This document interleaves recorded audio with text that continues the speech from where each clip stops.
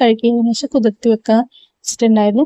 പിന്നെ ഒരു പാൻ അടുപ്പത്തേക്ക് വെച്ച് പാൻ നല്ല ചൂടായതിനു ശേഷം ഇതിലേക്ക് 2 ടീസ്പൂൺ ഓയിൽ ഒഴിച്ചു കൊടുത്തിട്ടുണ്ട്. ഇനി രണ്ട് പട്ട, 2 ഗ്രാമ്പു, 2 ഏലക്ക, അതേപോലെ തന്നെ ഒരു ബിരിയാണി ഇലയും കൂടി ചേർത്ത് കൊടുത്തിട്ടുണ്ട്.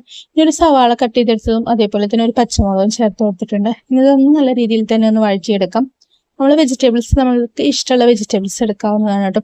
അപ്പോൾ സവാള ഒന്ന് വാടിയതിനു ശേഷം നമുക്കിനി ഇതിലേക്ക് വെജിറ്റബിൾസ് ചേർത്ത് കൊടുക്കാം. അതിന് മുന്നായിട്ട് ഞാനിവിടെ ഇഞ്ചി വെളുത്തുള്ളി ചതച്ചതാണ് കേട്ടോ, 1 ടീസ്പൂൺ അതാണ് ചേർത്ത് കൊടുക്കുന്നത്. നിങ്ങൾ വേണമെങ്കിൽ പേസ്റ്റ് ചേർത്ത് കൊടുക്കാവുന്നതാണ്. ഇഞ്ചി വെളുത്തുള്ളി ചതച്ചെടുത്തതിന് ശേഷം നമുക്ക് ഇതിലേക്ക് വെജിറ്റബിൾസ് ചേർത്ത് കൊടുക്കണം. വെജിറ്റബിൾസ് ഞാൻ ബീൻസ്, ക്യാരറ്റ് എടുത്തിട്ടുണ്ട്. അതേപോലെ തന്നെ ഗ്രീൻ പീസ് പുഴുങ്ങിയത് എടുത്തിട്ടുണ്ട്. നിങ്ങളുടെ കയ്യിൽ ഏത് വെജിറ്റബിൾസ് ഉള്ളത് അത് ചേർത്ത് കൊടുക്കാവുന്നതാണ്.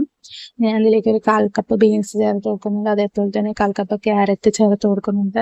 ഒരു 2 മിനിറ്റ് ഇതൊന്ന് വഴറ്റിയെടുക്കാം.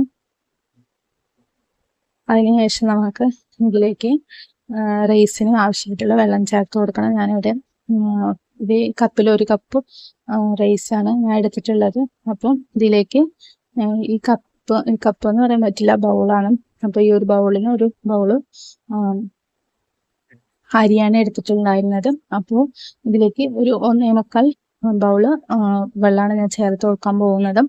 കാരണം ബാസ്മതി റൈസാണ്, അപ്പം പെട്ടെന്ന് തന്നെ വെന്ത് കിട്ടും. അപ്പം അതിനനുസരിച്ചിട്ടുള്ള വെള്ളം ഒഴിച്ച് കൊടുത്തിട്ടുണ്ട്. ഇതിലേക്ക് കുറച്ച് ഗ്രീൻ പീസ് വേവിച്ചെടുത്തതും അതേപോലെ തന്നെ ആവശ്യത്തിനുള്ള ഉപ്പും ചേർത്ത് കൊടുത്തിട്ടുണ്ട്. നമ്മുടെ വെള്ളം ഒന്ന് തിളച്ച് വരുന്നുണ്ട്. ഈ സമയത്ത് നമുക്ക് റൈസ് ഇതിലേക്ക് ചേർത്ത് കൊടുക്കാം. കുതിർത്തെടുത്ത ബാസ്മതി റൈസാണ്. ബാസ്മതി റൈസ് പെട്ടെന്ന് വെന്ത് കിട്ടും. അതേപോലെ തന്നെ എന്താ പറയുക 90% കുക്കായാൽ മതി. ഞാൻ ഇതിലേക്ക് കുറച്ച് നല്ലൊന്ന് കുക്ക് ചെയ്ത് എടുക്കുന്നുണ്ട്, നല്ല വേവിച്ചെടുക്കുന്നുണ്ട് റൈസ്. എന്താണെന്ന് വെച്ചാൽ കുട്ടികൾ ഉച്ചക്ക് കഴിക്കുമ്പോൾ അവർക്ക് വേവാത്ത റൈസ് പോലെ ഉണ്ടാവും. അപ്പം കുറച്ച് വേവിച്ചെടുത്തിട്ടുണ്ടെങ്കിൽ അവർക്ക് കഴിക്കാനും ഈസി ആയിട്ടുണ്ടാവും. അതേപോലെ തന്നെ അവർക്ക് ഉച്ച സമയമൊക്കെ ആകുമ്പോഴേക്കും നമ്മൾ റൈസൊക്കെ ഒന്ന് വെള്ളം